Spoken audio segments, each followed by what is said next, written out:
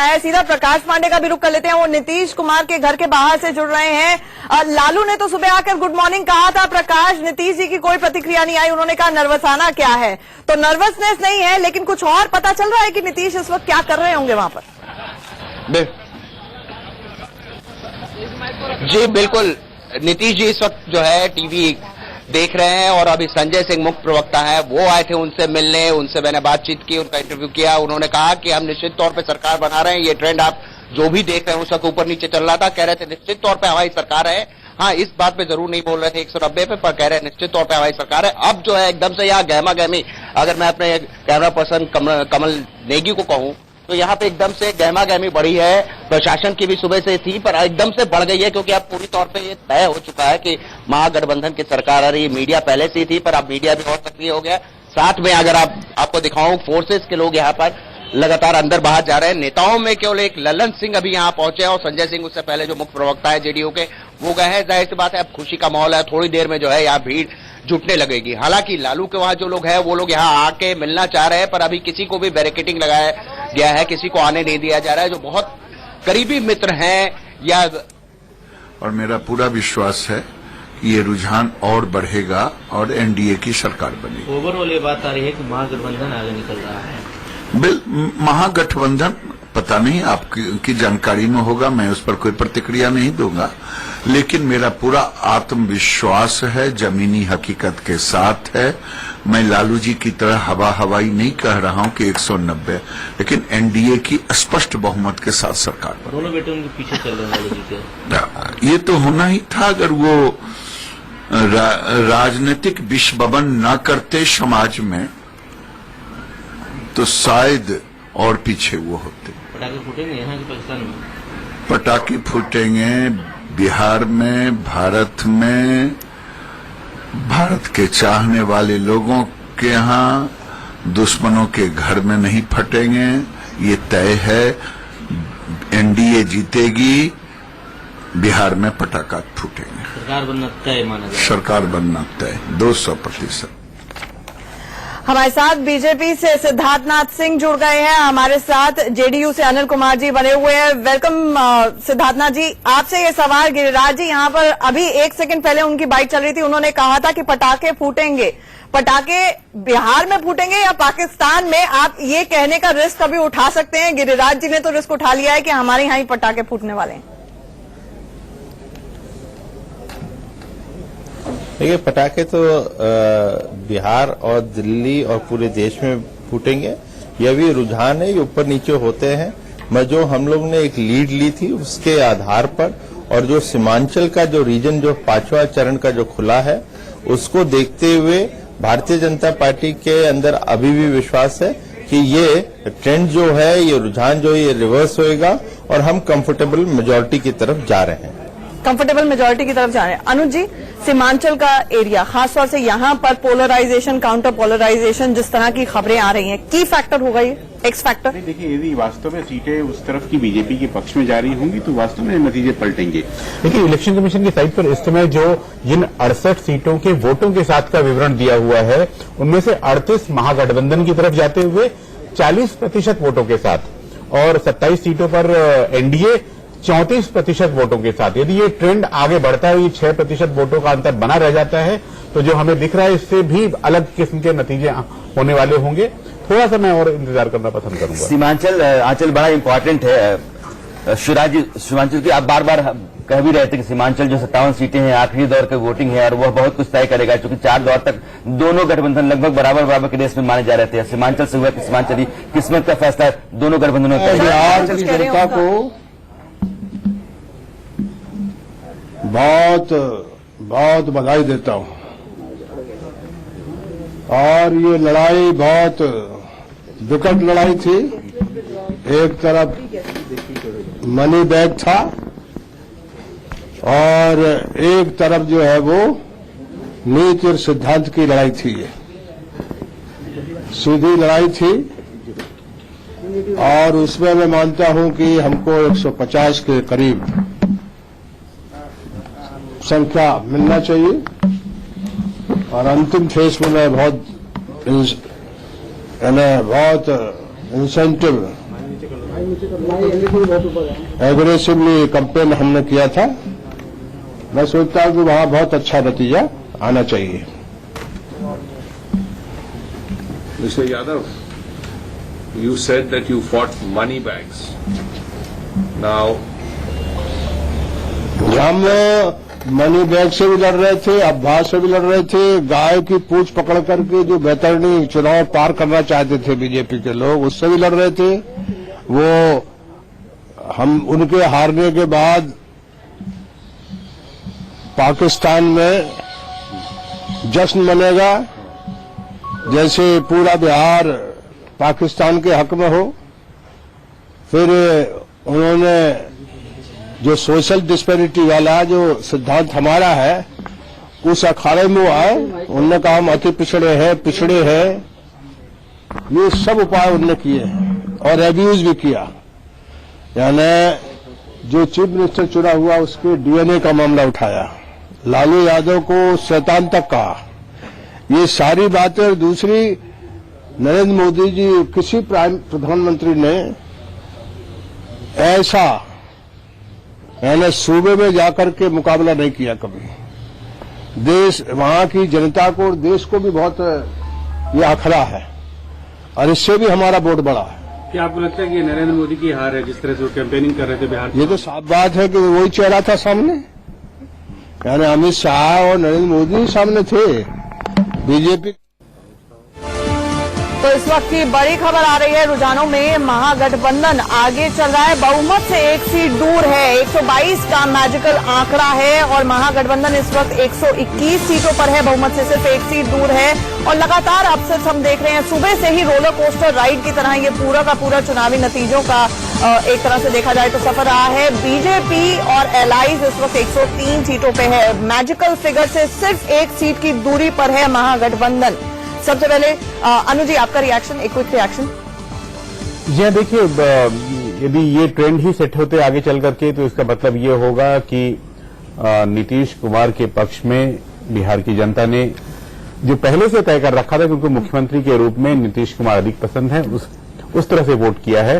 और इससे संसद का जो आगामी सत्र होने वाला है वो बहुत कठिन हो जाएगा मोदी सरकार को उसको संभालना, क्योंकि कांग्रेस एक बार फिर से बाकी साथियों को साथ में लेकर के संसद को ठप करने की तैयारी कर रही है। प्रदीप जी, एक क्विक रिएक्शन। नहीं, बिल्कुल, अगर ये ट्रेंड जो है वो रिजल्ट में कन्वर्ट होता है तो इसका मतलब नीतीश कुमार की इमेज जो थी, छवि जो थी, वो वोट में कन्वर्ट हुई और लालू प्रसाद यादव से गठबंधन का उनको फायदा हुआ।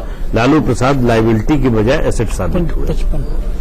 यानी कि जो शुरू में आ रही थी इस तरह की बातें कि लालू और नीतीश राणा सर अगर इकट्ठे आ जाते हैं तो काडर नहीं होगा, वोट किस तरह से ट्रांसफर करेंगे, नीतीश अगर उन लोगों को खड़ा करते हैं जिनके खिलाफ वो लड़ते आए हैं तो ग्राउंड लेवल पर वो होगा या नहीं, लेकिन वो वोट ट्रांसफर और दिख रहा है अभी समागम एक तरह से। हाँ, इसमें कोई दो राय नहीं आंचल। जो अभी हमारी स्क्रीन है, अचानक जो आपको जेडीयू प्लस यानी महागठबंधन की संख्या दिख रही है वो आरजेडी की वजह से। आरजेडी की सीटें अचानक बढ़ी हैं, वो 55 पे आ गई है। आप देखिए, आरजेडी बहुत पीछे थी, 45 में पहले लगभग 17-18 के आसपास चले थे। उसके बाद उसने रफ्तार पकड़नी शुरू की है और 55 सीटों पर आरजेडी खड़ी हो गई है। और आरजेडी ने आकर के यहां बहुत साथ दे दिया है जेडीयू का। और जेडीयू गठबंधन जो आपको दिख रहा है 121 में आरजेडी की बड़ी भूमिका है और यह साबित करता है कि आरजेडी के साथ आना नीतीश कुमार के लिए फायदेमंद है। बिहार का यह चुनाव जातिगत समीकरण के आधार पर हुआ है और जातियों ने अपने अपने हक में वोट दिए हैं। जो यादव मतदाता है और मुस्लिम मतदाता है, थोड़ी देर पहले हम कह रहे थे कि आरजेडी पीछे चल रही है, शायद इसलिए कि यादव मतदाता उसे टूट करके चला गया है, लेकिन अब लगता है कि नहीं, यादव मतदाता और मुस्लिम मतदाता आरजेडी के साथ बना हुआ था और इसका फायदा नीतीश कुमार को भी अपनी सीटों के लिए मिला हुआ है। और नीतीश कुमार का यह फैसला कि लोकसभा चुनाव से शायद उसने सबक लिया होगा कि लोकसभा चुनाव में जिस तरीके से उनकी पार्टी पत्ते की तरह उड़ गई थी आंधी में, वैसे ही उनको लगा कि ऐसा ना हो कि पूरा सियासी वजूद उनका खत्म हो जाए। और यह लालू प्रसाद यादव और नीतीश कुमार दोनों के लिए बिहार का यह चुनाव काफी अहमियत रखता था, क्योंकि उनका पूरा सियासी वजूद इस चुनाव के नतीजे पर निर्भर कर रहा था। और दोनों का साथ आना, मोदी का मिलकर सामना करना फायदे का सौदा रहा है। यह अभी तक के नतीजे बताते हैं। सिद्धार्थ जी, बहुमत के आंकड़े से सिर्फ एक सीट दूर है महागठबंधन। अभी तक के नतीजों में देखा जाए तो कम से कम इतने तो स्पष्ट आप तरीके से इतना तो रिस्क ले सकते हैं ये कहने का कि जिस तरह से ऑन ब्लॉक मोदी की वोटिंग हुई, मोदी वेव थी, जिसे खुद आप कह रहे थे सुनामी थी 2014 की, ये वाले जो ट्रेंड्स हैं वो नेक टू नेक फाइट वाले हैं, इतना आसान नहीं है। इतना तो कंसीड कर दीजिए आप। देखिए, आपने नतीजा शब्द इस्तेमाल किया। पहले तो रुझान नहीं, पहले तो मैं कंसीड इसलिए नहीं करूंगा क्योंकि आपने नतीजा बोला। नतीजा तो है नहीं, रुझान है। अब रुझान सुबह से ऊपर से नीचे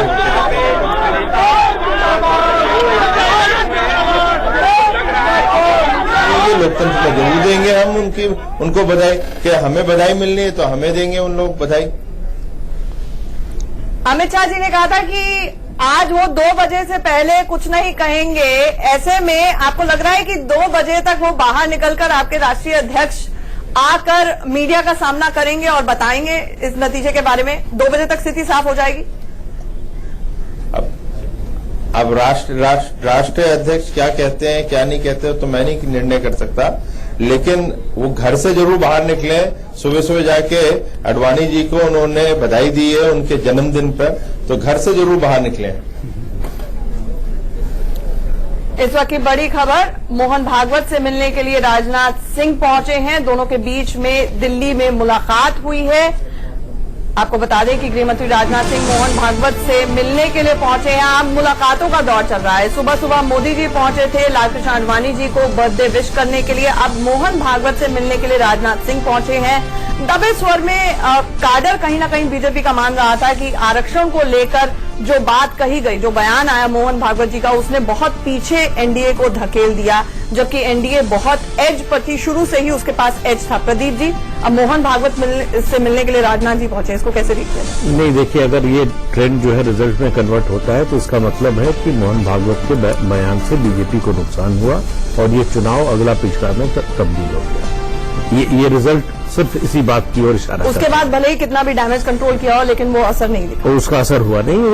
ये रुझान तो कम से कम यही बता रहा है। अब ये भी इसमें पेच है कि अभी से ही ये सवाल भी उठना शुरू हो गया कि न सिर्फ देश भर के लिए पॉलिटिकल नैरेटिव 2019 के लिए चेंज होगा, लेकिन साथ ही साथ संघ के अंदर और बीजेपी के अंदर बहुत ज्यादा उथल पुथल होने वाली है अगर ये एडवर्स नतीजा गया। नहीं, मुझे नहीं लगता कि इस तरह का कुछ होने वाला है। लेकिन मोहन भागवत का जो बयान था ना, उसने बीजेपी के पूरे कैंपेन को बैकफुट पे ला दिया था। 21 सितंबर का उनका बयान था कि रिजर्वेशन का गलत इस्तेमाल हो रहा है और रिजर्वेशन पॉलिसी को रिव्यू किया जाना चाहिए। और लालू प्रसाद यादव ने इसको तपाक से लपक लिया था और उन्होंने अपने मन से कहना शुरू कर दिया कि ये लोग रिजर्वेशन के खिलाफ हैं, पिछड़ों के खिलाफ हैं, ये पिछड़ों के विरोधी हैं, ये चाहते नहीं है कि जो आरक्षण है वो बना रहे। और बार बार उन्होंने, इसलिए बाद में प्रधानमंत्री को कहना पड़ा कि रिजर्वेशन को लेकर, आरक्षण को लेकर के भ्रम फैलाया जा रहा है, गलतफहमी फैलाई जा रही है। ऐसा कुछ भी नहीं है पार्टी को लेकर के। मोहन भागवत का बयान, प्रदीप जी ठीक कह रहे हैं कि अगर मोहन भागवत का बयान नहीं आया होता तो हो सकता है कि इस तरह के हालात बिहार के चुनाव में। तो आज वाकई जो मोदी जी ने कहा कि 2 बारी दिवाली मननी थी, आज ये जो तस्वीरें आरजेडी के दफ्तर के बाहर से आ रही हैं वो शायद बीजेपी के दफ्तर के बाहर से 2 बार बनेगी बिहार में, लेकिन किस दफ्तर में बनेगी? आज सबसे बड़ा नुकसान जो बीजेपी को हो रहा है ना, वो एलजेपी के साथ है।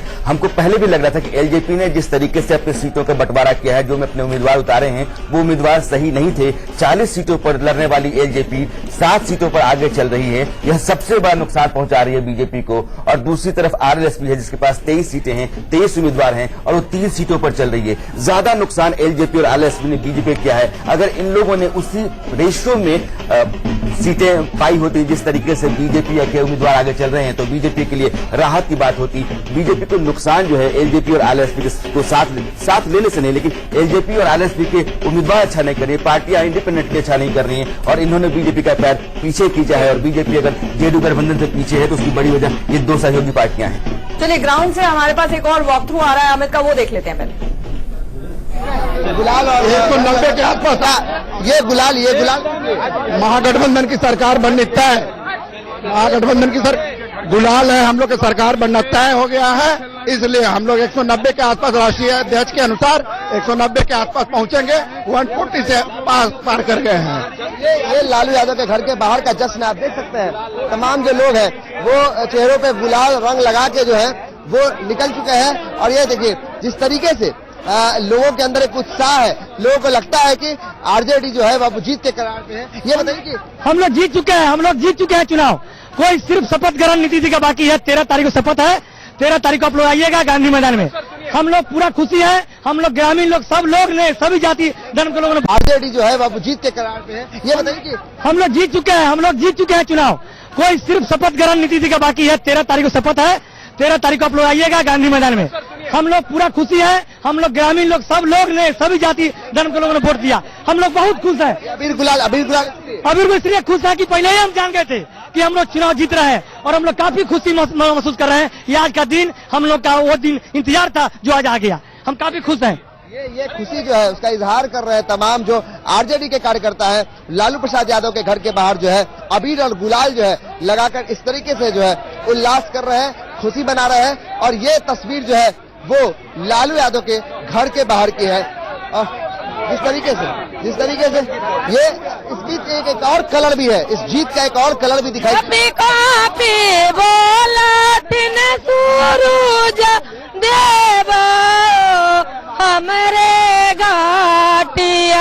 हमरे घाटिया पर दूबिया जाना मी गेल हंसी हंसी बोलथिन तेज प्रताप बाबू हंसी हंसी बोलथिन एसपी जादा रो घाटिया पर दूबिया लाए देवो।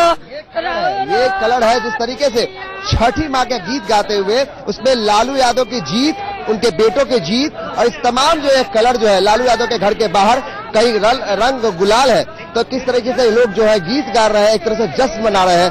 तो कहीं ना कहीं लगता है जिस तरीके से रुझान आ रहे हैं। और इसके बाद ये जो तस्वीर है वो जीत के पहले की तस्वीर है, जश्न की तस्वीर है लालू यादव के घर के बाहर। कैमरामैन मनीष के साथ अमित कुमार सिंह, इंडिया न्यूज, पटना।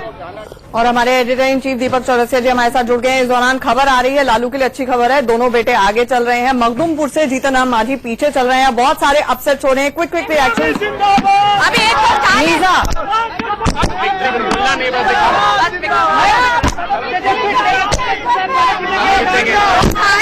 सारी सीट हम जीत रहे हैं, सारी सीट हम लोग जीत रहे हैं। तेजस्वी से सारे जीत रहे हैं, 150 प्लस 150 प्लस 150 प्लस। चलिए मीजा आई थोड़ा रैशनलाइज करके गई फिगर्स दीपक, क्योंकि 190 का आंकड़ा दिया था लालू जी ने, 150 बोल के गई। जीतन राम मांझी पीछे चल रहे हैं इस वक्त मखदूमपुर से। इमामगंज से क्या स्थिति है ये भी हम आपको दिखाने की कोशिश करेंगे, लेकिन बड़ी खबर आ रही है, जीतन राम मांझी मखदूमपुर से पीछे चल रहे हैं। दीपक, मुझे कोई आश्चर्य नहीं है क्योंकि इस सीट पर पहले ही कहा जा रहा था कि जीतन राम मांझी की स्थिति अच्छी नहीं है, इसलिए मखदूमपुर से अगर वो पीछे चल रहे हैं तो मुझे इसमें कतई कोई आश्चर्य नहीं। हमारे साथ नहीं, इसमें कोई दो राय नहीं। इमामगंज से उनका जीतना लगभग तय है। उदयनारायण चौधरी का दावर नेता है, वो भी दलित नेता है, जेडीयू के नेता हैं, विधानसभा के स्पीकर रहे हैं, अध्यक्ष रहे हैं और उनकी स्थिति वहां कमजोर है और वो दलित वोट वहां जो है वो जीतन राम मांझी के हक में जाते हैं। इमामगंज की सीट, इसलिए मैं जब मखदूमपुर से आगे चल रहे थे तो मैंने हैरत जताई थी कि मखदूमपुर से उनको जीतना नहीं चाहिए, अब वो पीछे आ गए हैं। स्थिति वहां की वैसी ही थी। और लालू के लिए एक बड़ी अच्छी खबर है कि उनके दोनों बेटे तेजस्वी और तेज प्रताप अब आगे निकल गए हैं।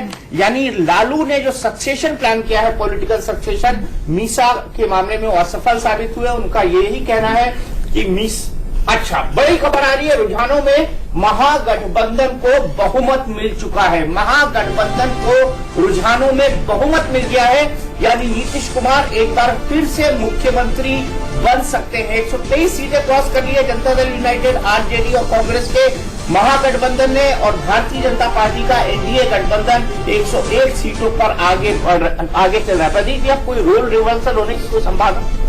मुश्किल लगता है, जिस तरह मतलब जितना रुझान आ गए हैं उसके बाद, और जो डिफरेंस बढ़ा है। देखिए, एनडीए जब तक आगे थी तो डिफरेंस 10 से ज्यादा का एक समय किसी भी समय पे नहीं हुआ, लेकिन अभी जो डिफरेंस आप देख रहे हैं वो 22 सीटों का हो गया है महागठबंधन और एनडीए में।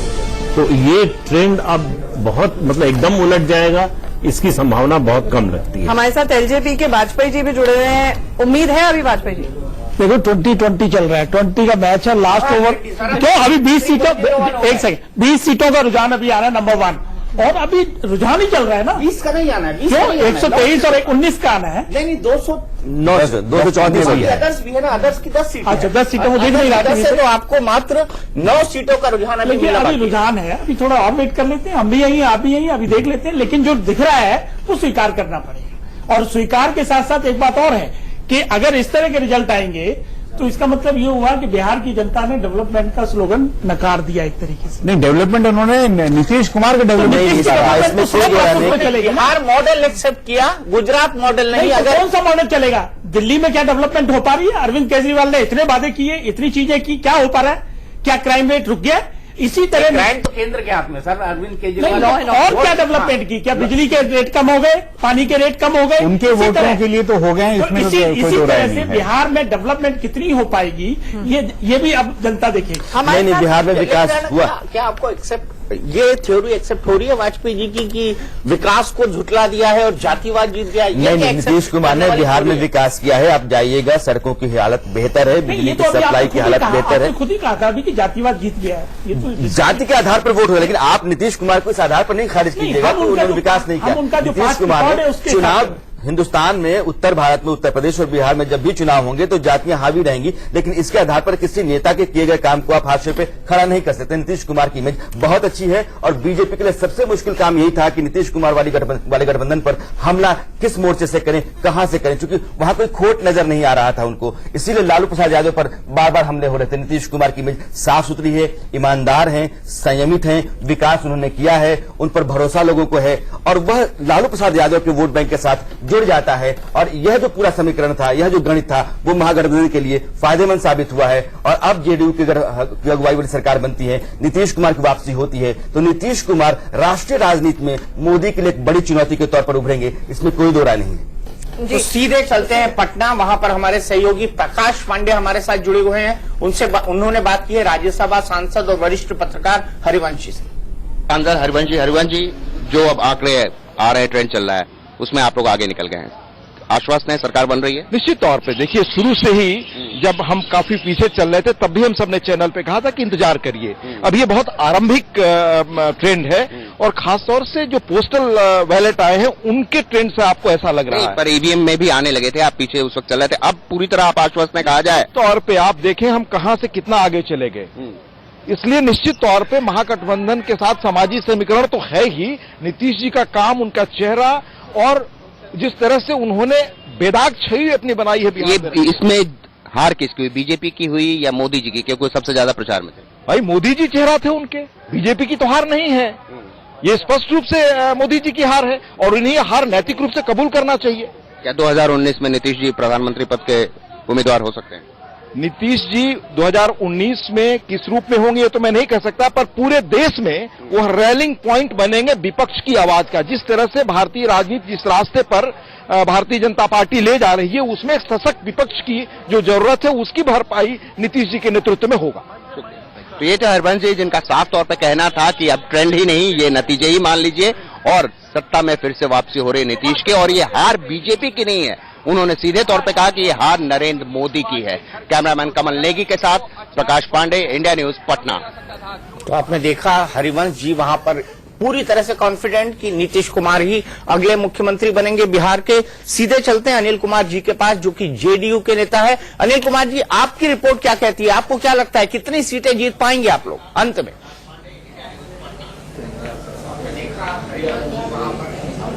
देखिए, हम लोगों का तो जो उम्मीद था, जो लोहिया, कर्पूरी, अंबेडकर और बीपी सिंह ने और जो काम किए थे, वही वोट लोकसभा चुनाव में जो है सो भाजपा के साथ चला गया। मैं बार बार कह रहा था, ये वोट फिर गोलबंद हो रहा है, कोई जात और धर्म के नाम पर नहीं, एक जमात के नाम पर, जो सदियों से उपेक्षित रहा था, जो सदियों से उपेक्षित रहा बिहार में, उसको ठगने का जो काम किया वो गरीब लोग समझ गए थे।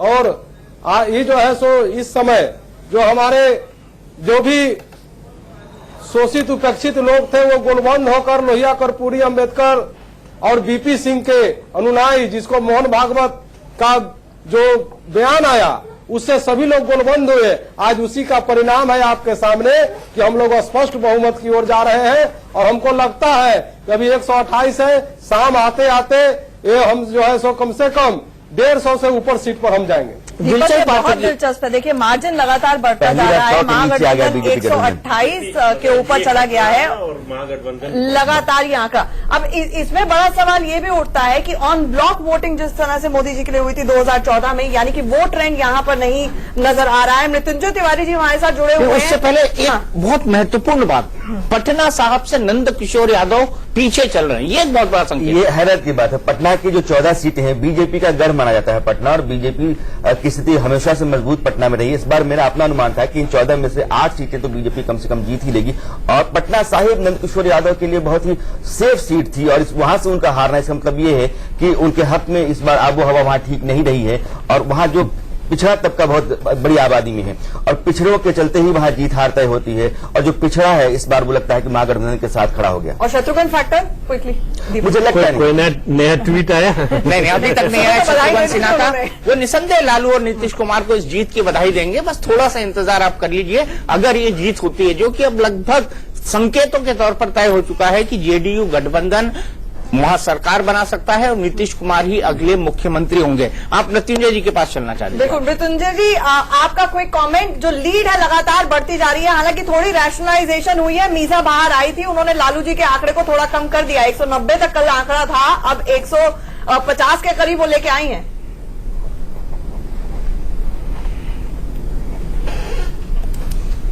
आंकड़ा जो भी हो, लेकिन ये तो तय हो गया कि महागठबंधन की सरकार बनेगी और नीतीश कुमार जी बिहार के पुनः मुख्यमंत्री होंगे। भारतीय जनता पार्टी ने जिस तरह से इस बिहार के चुनाव में खास करके माननीय प्रधानमंत्री जी और राष्ट्रीय अध्यक्ष अमित शाह जी ने बिहारियों को गाली देने का काम किया था, अपमानित करने का काम किया था, नीतीश कुमार जी के डीएनए पर सवाल खड़ा किया था और लालू प्रसाद जी को शैतान कहा था, पूरा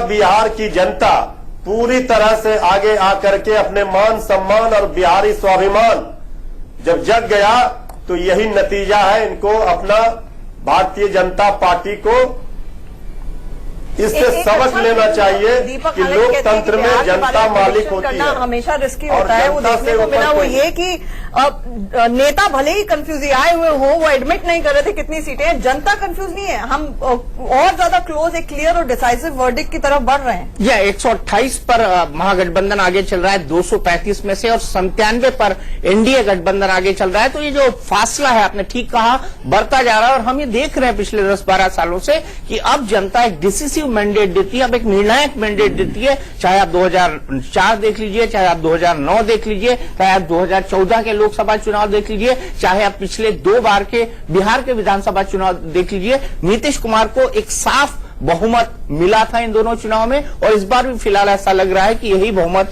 अब नीतीश कुमार के पक्ष में जाएगा। हमारे साथ पंकज बोरा जी जुड़ गए हैं। पंकज जी, आपका पहला रिएक्शन। देखिए, जैसे आपने कहा, एक निर्णायक वर्डिक्ट होगा, जिस तरफ भी जाएगा डिसाइसिव वर्डिक्ट होगा, और उसी डायरेक्शन में जा रहा है। अभी 4-5 राउंड अभी गिनती के बाकी है, और जिस तरह से ट्रेंड बदला है, पहले बीजेपी और एनडीए आगे था और अब गठबंधन आगे है। अभी इसको फाइनलिटी के साथ अभी भी नहीं कहा जा सकता कि फाइनल रिजल्ट कैसा होगा, लेकिन वहीं से चलेगा। अभी संकेत इसी तरह के मिल रहे हैं कि गठबंधन आगे है और जीत सकता है। पंकज जी ने ही स्टक हिज नेक आउट, और उन्होंने कल ये एडमिट किया था कि 160 से 165 सीटें एनडीए को मिल रही है। ऐसा लगता था और ऐसा लगता है, क्योंकि बिहार का इलेक्शन अभी तक जो है हमेशा कास्ट ओरिएंटेड रहा है, और कास्ट पॉलिटिक्स के आधार पर अगर आप निर्णय लें तो जो है कि ये बीजेपी और एनडीए के पक्ष में आ रहा था। लेकिन इस वक्त लग रहा है कि अगर आप ये जो आप आंकड़े देख रहे हैं कि बीजेपी ने जो सबसे बड़ी गलती जो की है, वो जो एलाइंस को अपने जो ये ज्यादा सीट्स दे दी, सुखविंदर पुष्पा को और रामविलास पासवान को, उनकी जो मार है वहीं पर पड़ रही है। और जो उन्होंने 24 या 26 सीट्स जो यादव को दी थी अपने उसमें भी जो अधिकतर सीट्स बीजेपी हार रही है, ऐसा लग रहा है। तो जो है बेसिकली जो एलाइंस जो है वो रिस्पॉन्सिबल लग रहे हैं बीजेपी की पीछे। मतलब माझी उल्टा नहीं है डुबोते हुए नजर आ रहे हैं।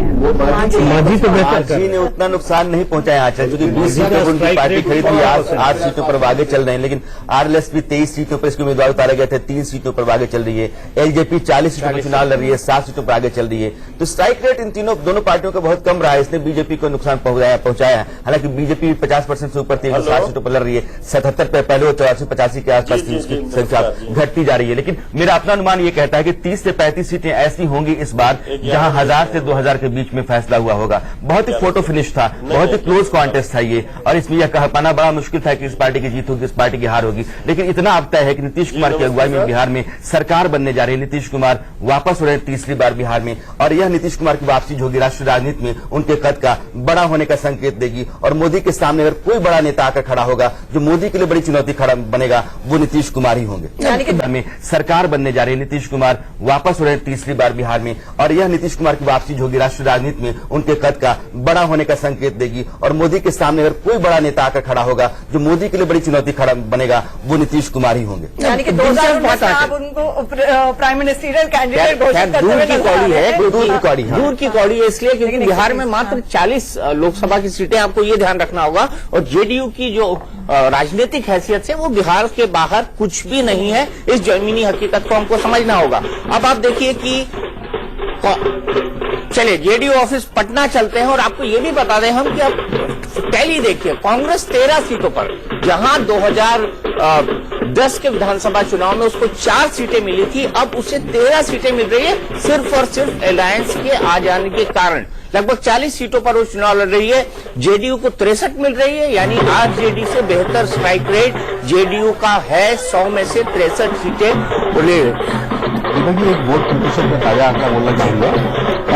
इलेक्शन कमीशन ने 125 सीटों का जो डिटेल रिजल्ट अभी दिया हुआ है, उसमें 42 पर रुझान है, वो 42 सीटों पर एनडीए आगे है, जिसमें 37 सीटें बीजेपी, लेकिन 34% वोट है एनडीए के इसमें, और 77 सीटों पर महागठबंधन, जिसमें 42 सीटों पर आरजेडी आगे है, वो 41% वोट, यानी 6-7% वोटों का अंतर लगातार बन रहा है, ऐसा दिख रहा है। 6-7% काफी होता है अंतर। ये दीपक, इस बार जो टर्नआउट है ना, वो भी 4% ज्यादा है। 53% पिछली बार था, इस बार 57% है। यह 4% वोट जो है, इसने कहीं न कहीं इस निर्णय में बड़ी भूमिका निभाई होगी। और यह 4%, जहां मैं कह रहा हूं कि इस बार 3 बड़े वोट बैंकों ने इस बार भूमिका निभाई होगी। एक 4% ज्यादा जो टर्नआउट है यह, दूसरा महिलाओं की तादाद इस बार ज्यादा है, महिलाओं ने 6% ज्यादा वोट किया है मर्दों से बढ़कर। महिलाओं के लिए नीतीश कुमार एक पसंदीदा उम्मीदवार हमेशा से रहे हैं, और चूंकि इस बार उन्होंने लोकल बॉडी इलेक्शन में 50% आरक्षण भी लगा दिया है, इसलिए महिलाओं का हक,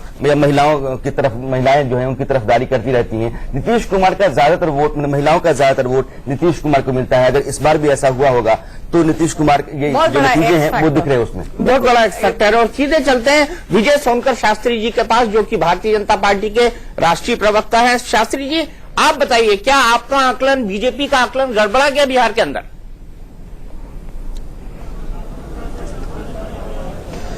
नहीं, देखिए, हमारी अपेक्षाएं जो थी, हमारा जो अनुमान था, उससे तो निस्संदेह हम कम जा रहे हैं, लेकिन अभी भी हमें पूरा अनुमान है और ऐसा लगता है कि हम लोग सरकार बनाएंगे, क्योंकि उसके कई कारण हैं।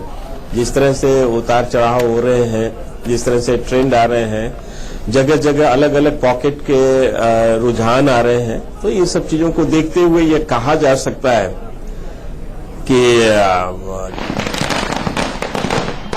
विजय जी, कुल मिला के प्रधानमंत्री की 26 रैलीज हुई, आपका तमाम कैबिनेट के नेता वहां पर मौजूद रहे, मंत्री वहां पर मौजूद रहे, बीजेपी की कुल 850 रैली हुई, एलजेपी की 228 रैली हुई। इस सब के बाद आपको क्या लगता है, क्या महसूस हो रहा है कि क्या गलती हुई होगी कि ये जो अब पीछे चल रहे हैं आप और लीड लगातार महागठबंधन आगे लेता चला जा रहा है?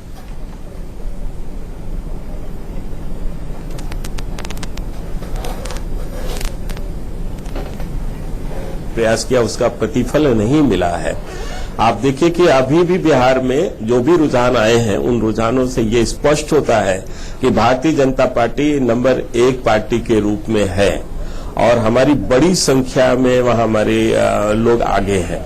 तो ऐसा नहीं है जो प्राइम मिनिस्टर साहब ने या हमारे अन्य नेताओं ने जो रैलियां की हैं और उन रैलियों में जाकर के जो बातें रखी हैं उसका फल नहीं दिखाई दे रहा है। उसका प्रतिफल बहुत ही अच्छा है और संतोषजनक है।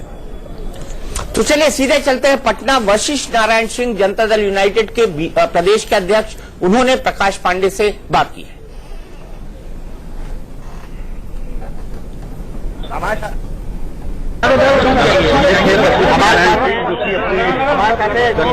प्रदेश अध्यक्ष मनोज तिवारी का देखिए, हमने तो पहले कहा था कि सरकार नहीं, पर शुरू में जो ट्रेंड आ रहा है ये बैलेट पेपर का उसमें चल रहा है और अब चुनाव का नतीजा आ गया। हमने पहले ही किया कि सरकार हमारी बनेगी और नीतीश कुमार के नेतृत्व में सरकार बनाने के लिए हम लोग चुनाव लड़ रहे हैं। ठीक है, हार किसकी है? आप बीजेपी के हार मानते हैं? देखिए, बीजेपी और नरेंद्र मोदी को अलग क्यों देख रहे हैं? बीजेपी पार्टी को तो उन्होंने किनारा कर दिया है और बीजेपी या मोदी एक हो गया, तो इसलिए बीजेपी की भी हार है और मोदी, लेकिन ज्यादा हार नरेंद्र मोदी की है कि ईर्ष्या, द्वेष, जलन, घृणा के आधार पर बिहार में उन्होंने चुनाव लड़ने का काम किया। बिहार के जनता ने रिएक्ट करने का। लालू जी का क्या रोल रहेगा? लालू जी एक अभिभावक, एक इसके नेता, यह सरकार सुदृढ़ रूप से चले इसके लिए अब काम करें और राष्ट्रीय स्तर पर भाजपा को डिमोलिश करने का अभियान चले। क्या 2019 में नीतीश जी पीएम कैंडिडेट रहेंगे आपको लगता है? देखिए, अभी इन सवालों को नहीं, सरकार गठित हो जाने दीजिए। कब शपथ कब होगा वशिष्ठ जी? इसको जल्द से जल्द हम लोग करेंगे प्रयास, इस पर बातचीत करेंगे। बहुत वशिष्ठ जी का साफ तौर पर कहना था कि अब सरकार बन रही है और हम शुरू से कह रहे थे और उन्होंने भी बात बताया जिस तरह से बीजेपी और खासकर नरेंद्र बिहार में प्रधानमंत्री ने जिस तरह से प्रचार किया ये हार कहीं न कहीं उन्हीं की है और साथ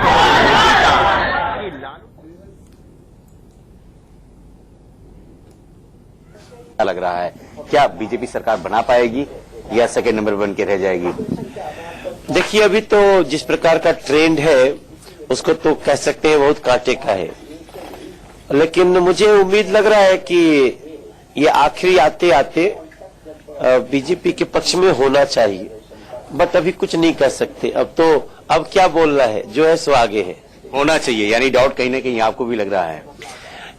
नहीं, अब तो 10 बज गया, 2 घंटा हो गया। 2 घंटे में जो रुझान हम देख रहे हैं टीवी पे, अभी भी देख रहे हैं कि बीजेपी 98 और जदयू 88, कितना है?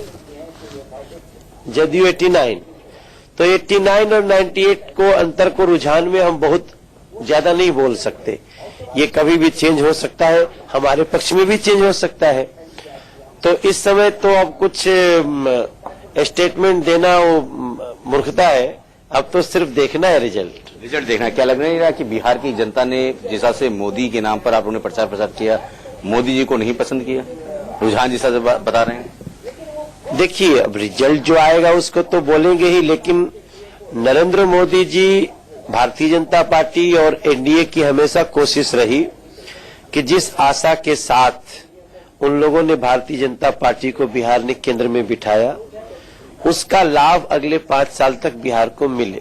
हमारी ये कोशिश थी पूरी, और उसी कोशिश के तहत हम आशा कर रहे हैं कि अगर सरकार हमारी बन जाती है तो हम अब तक बिहार जो केंद्र से हमेशा झगड़े करता रहा है उसको एक दोस्ती और प्रेम के साथ आगे बढ़ाएंगे। लगता नहीं है कि अगर नीतीश के साथ मधुर संबंध होते तो ये स्थिति नहीं होती, बिहार में फिर से आप लोग मिलीजुली सरकार के साथ सत्ता में काबिज होते? अब ये सब बातों का कोई मतलब नहीं है। अमित शाह ने उनको खास तौर से कहा था कि 5 नवंबर तक वहां पे बने रहिए। हर चुनावी सभा में उनको भोजपुरी गाने गवाए। बिल्कुल, और बहुत धुआंधार प्रचार किया था।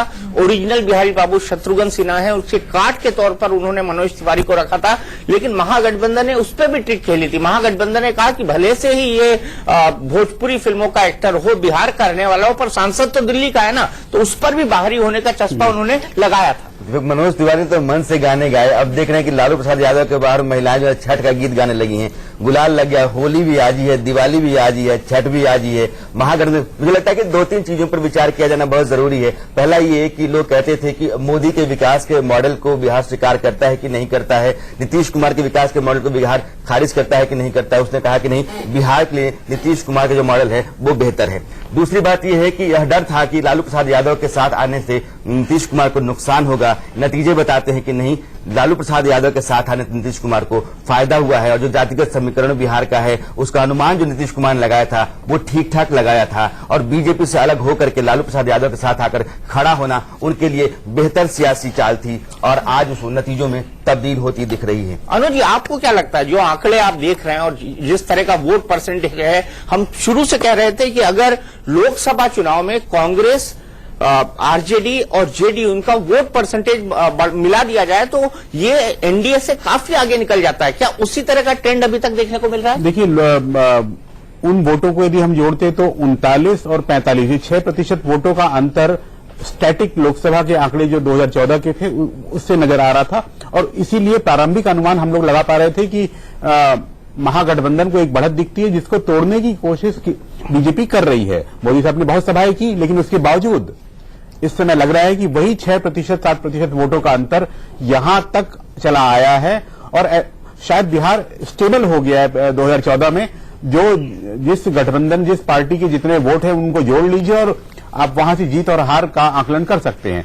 तमिलनाडु में ऐसा होता है, वहां अलग अलग पार्टियां अलग अलग जातीय गुटों में लोकप्रिय हैं और किस गठबंधन में कौन कौन से दल हैं ये जोड़कर आप वहां का आकलन बहुत निकाल सकते हैं। लगता है कि इसमें बिहार भी उसी तर्ज पर है। बिल्कुल, बिहार उसी तर्ज पर है। और हमने जो देखा कैलकुलेशन, उस हिसाब से जो लालू और नीतीश का कैलकुलेशन था कि लालू के आने से नीतीश को नुकसान होगा, वो बिल्कुल गलत साबित हुआ है। लालू के आने से न केवल वोटों का कंसोलिडेशन हुआ है बल्कि वोट ट्रांसफर भी हुए हैं लालू के नीतीश में और नीतीश के लालू में। और इसीलिए हमको दिखाई पड़ रहा है कि जनता दल यूनाइटेड वाला महागठबंधन अब 130 सीटों पर आगे चल रहा है, यानी रुझानों में पूर्ण बहुमत नीतीश कुमार को मिल चुका है। अच्छा, लेकिन बड़ा सवाल यहाँ पर यह है कि खुद बीजेपी कह रही थी 25 साल की एंटी इनकम्बेंसी, 15 साल लालू राज, उसके बाद 10 साल नीतीश, क्योंकि वो अपना हिस्सा 7.5 साल बीजेपी कहाँ थे? हाँ, वो अपना एक्सक्लूड करके बोल रहे थे। उससे पहले कांग्रेस। तो अगर देखा जाए तो अगर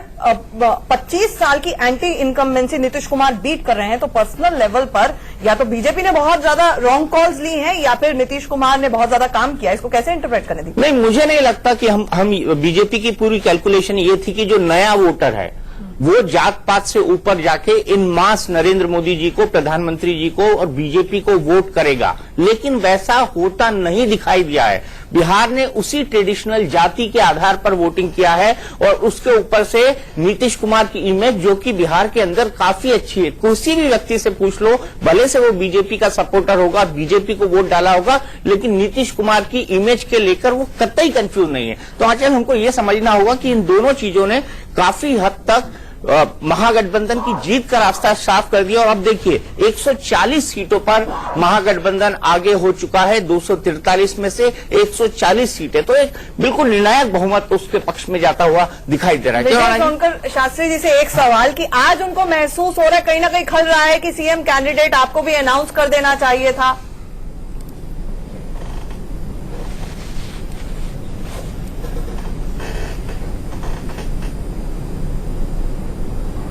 जरूर कह सकता हूं कि हम लोग विकास का मुद्दा जो उठा रहे थे, हम लोग बिहार के डेवलपमेंट की बातें कर रहे थे, वहां एक सौहार्दपूर्ण वातावरण की बातें कर रहे थे, पर बिहार में अंततोगत्वा जो गठबंधन के लोग हैं वो जातिवादी राजनीति करने में सफल हो गए और ऐसे जातिवादी राजनीति बिहार के लिए नुकसानदायक ही होगा।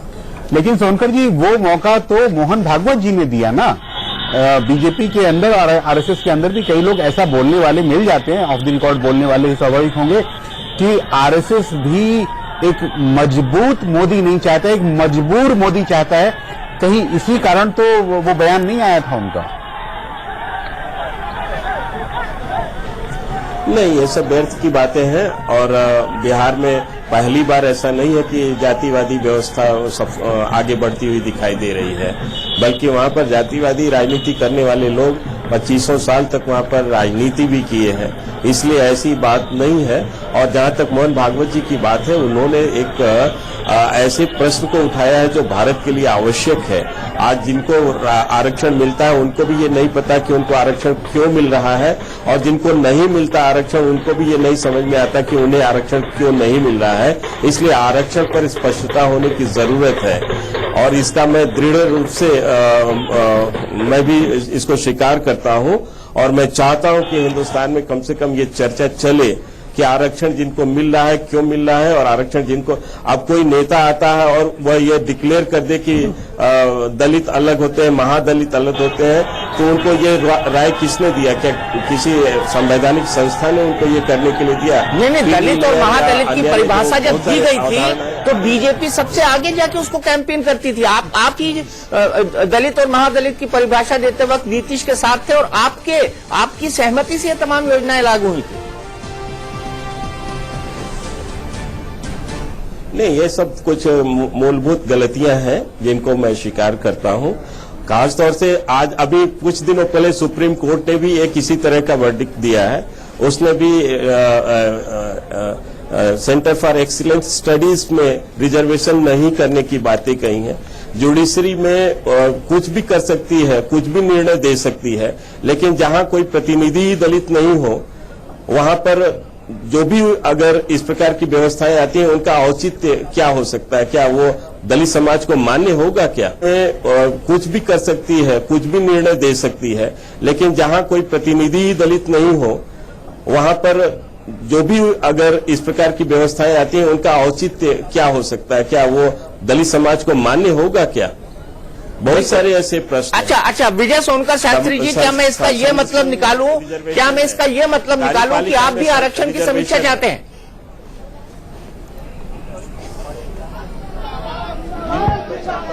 ये तस्वीरें लालू प्रसाद और आरक्षण जिन्हें मिल रहा है उनको ये पता होनी चाहिए कि क्यों आरक्षण मिल रहा है। मौजूद है जहां पर आप देख रहे हैं कि पूरी वेशभूषा में हनुमान जी का रूप लेकर एक उनका समर्थक पहुंचा हुआ है। राकेश हमारे ब्यूरो चीफ हमारे साथ जुड़े हुए हैं। राकेश, बम होंगे इस वक्त लालू यादव?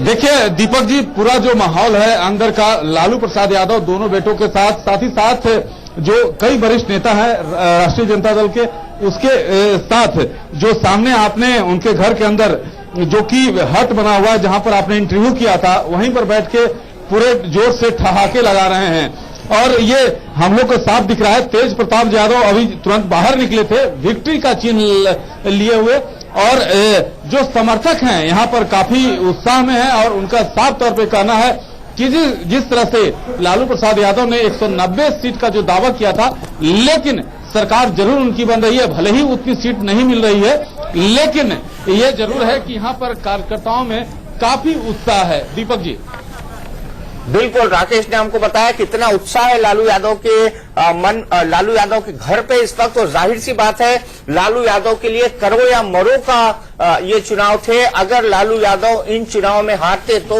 राजनीतिक उनका जो प्रासंगिकता है वो बहुत घट जाती, लेकिन लालू यादव एक बार फिर बाउंस बैक किए हैं एक अच्छे राजनीतिक योद्धा की तरह। पंकज वोरा जी को जोड़ना चाहूंगा। पंकज वोरा जी, लालू पहले दिन से बहुत कॉन्फिडेंट नजर आ रहे थे।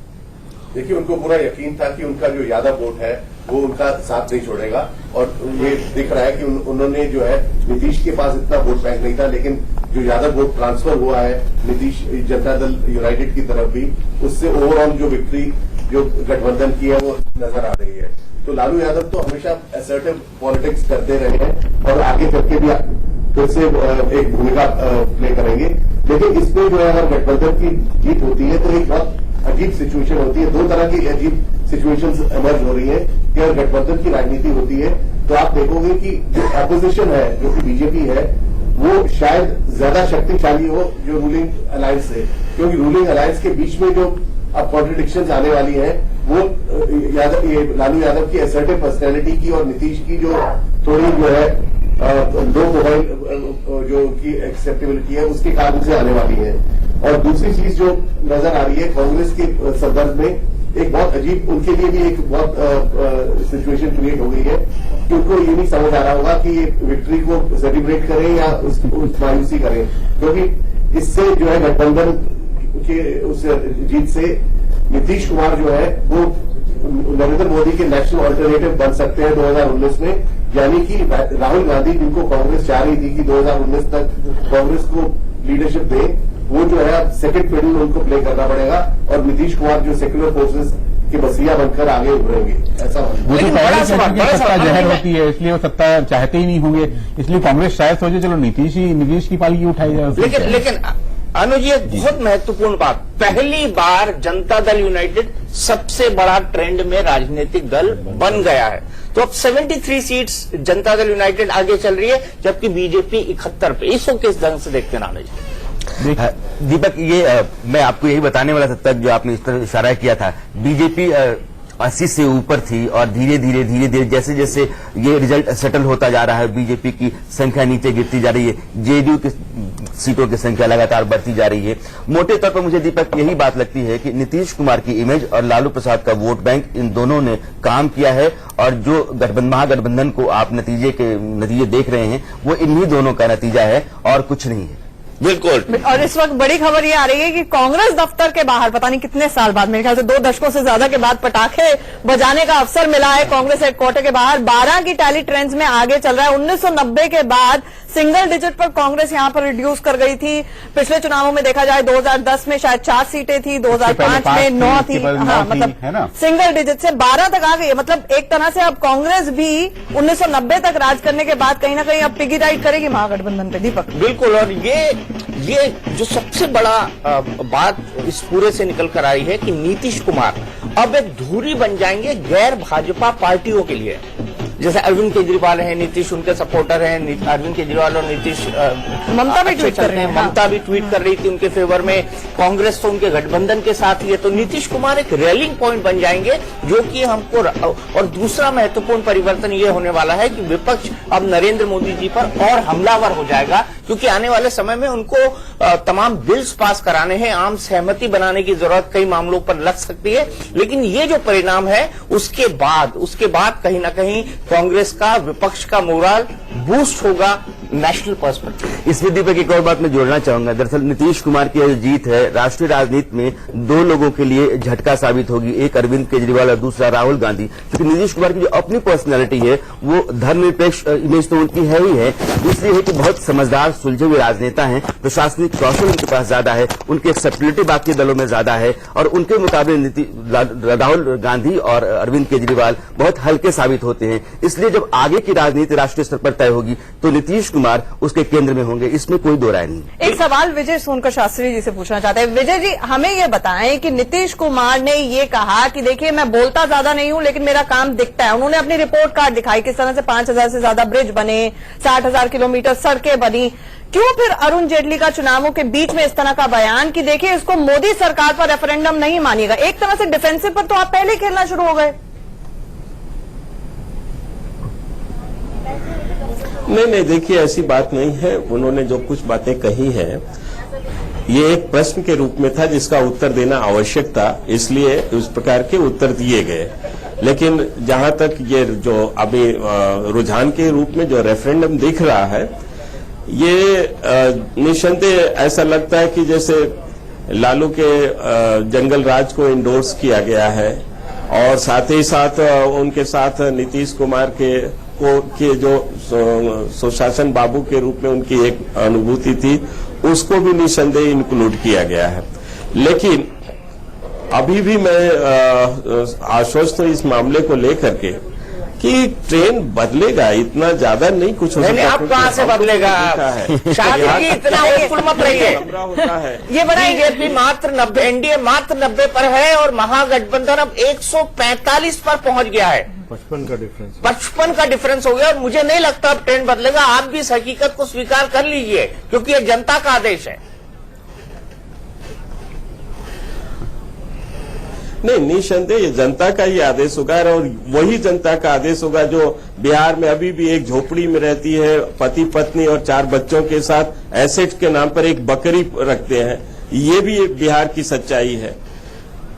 इसमें जो आंकड़ा है वो मैंने जो कल एग्जिट पोल में कहा था 145, 90 और 8 मैंने बदलेगा, मैं जानता हूं, मगर इस समय मैं खुश होना चाहता हूं कि मेरा आंकड़ा आज दिख रहा है। बिल्कुल 145, 90 और 8 देखिए ये हमारे पास बिल्कुल आंकड़ा पड़ा हुआ है, लेके बैठी हुई अनुज जी आपको घेरने के लिए, लेकिन आप एक्चुअली में यहाँ पे बिल्कुल 145, 90 और 8 अदर्स का आंकड़ा बहुत क्लोज है। नहीं, देखिए 160 सीटों का ट्रेंड इलेक्शन कमीशन की साइट पे जो दिख रहा है उसमें भी 7% वोटों का अंतर 34 और 41 अभी तक बरकरार हो रहा है वो।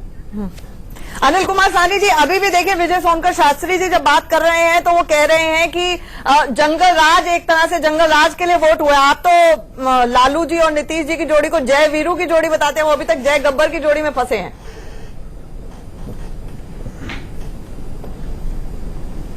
देखिए ऐसा है कि ये जो जंगल राज कहते हैं इनका राज हो जाता तो मंगल राज होता, मंगल राज का झूठा राज होता। इनके अध्यक्ष है ना मंगल पांडे, तो मंगल राज ही होता। गरीब गुरबा का खाता में पैसा अभी तक पहुंचा रहे हैं, इसका जवाब न पहले दे हो, जनता उसी का जवाब दिया है।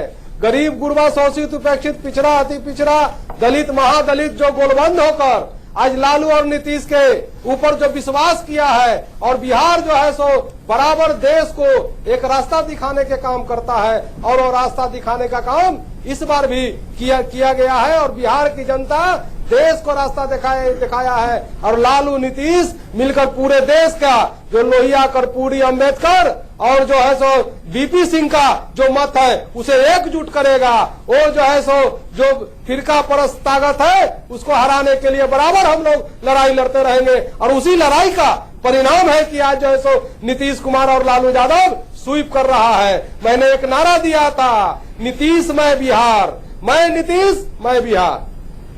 चलो बहुत बढ़िया, यहाँ तो मतलब पराकाष्ठा हो गई है व्यक्ति पूजा। एक बार फिर नीतीश कुमार, एक बार फिर नीतीश कुमार, ये नारा बड़ा लगा था।